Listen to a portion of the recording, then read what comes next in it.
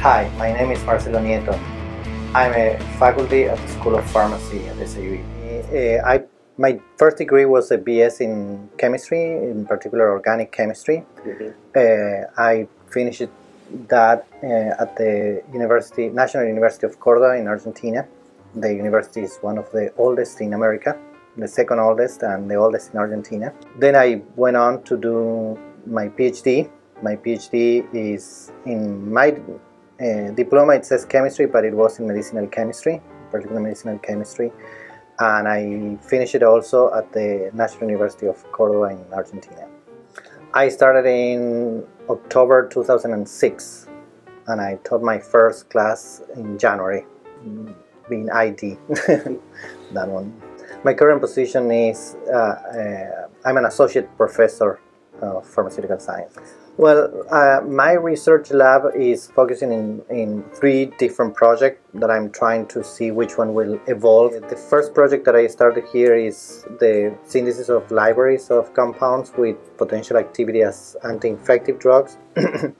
I synthesized more than 200 compounds as a library in a parallel fashion, and we found some activity in some of them. A couple had, or not more than a couple had antibacterial activity. We have some that had antiparasitic activity, and we are, well, as you know, the anti-infective arena is a very complex issue and very hard right now to get any drug into the market.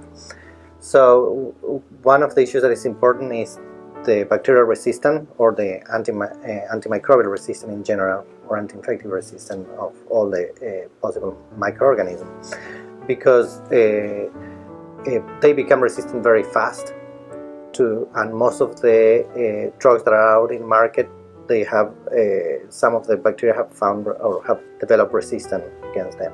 During my postdoc, I work a lot with natural products, and I wanted to get back to that research project. At first it was difficult here because we didn't have the instrumentation that is needed to do that research, but now that we have most of what we need to do that, I wanted to get back to that. Last year I started collaborating with a researcher from Venezuela, and we started studying some plants, and also with the antibacterial type of activity in mind. I do collaborate with a professor in biology, Dr. Vance McCracken, and he helps me out with the bioassays in general. In continuation with that, we have started a project in which we are going to try to isolate compounds that are active mainly for Helicobacter pylori. Dr. McCracken has a model developed for that in rats, so it's going to be something interesting. And we know that most of our medicines are inspiring natural products. They are probably more than 80% of the medicines that are actually commercially available right now. They are either natural products or inspired by natural products. And the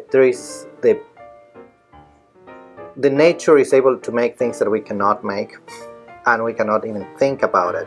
So that, I think, is very, very inspiring. During my PhD, we were required to do some teaching as part of our formation as doctors. So I enjoyed doing that, and I have like a semester off and a semester on with teaching. And I like that balance. And when I started my postdoc, I said, oh, yeah, well, I have all the time for research. So after doing starting the postdoc and being away from the classroom for a while, I started missing it. As soon as I got the chance, I jumped into it and tried to find a faculty position where I can spend some time doing some research and also teaching. I always like to make the students think, try to encourage them to ask questions, and not necessarily giving all the answers, trying to make them find the answers as well, and with everything that we are teaching them and with all the tools that we're giving. So I like to I also like to question them a lot. I mean, like adding questions in the middle of my lectures or trying to ask them why they think some stuff happened. I think that encouraging them to think over some of the whys will help them understand the topic.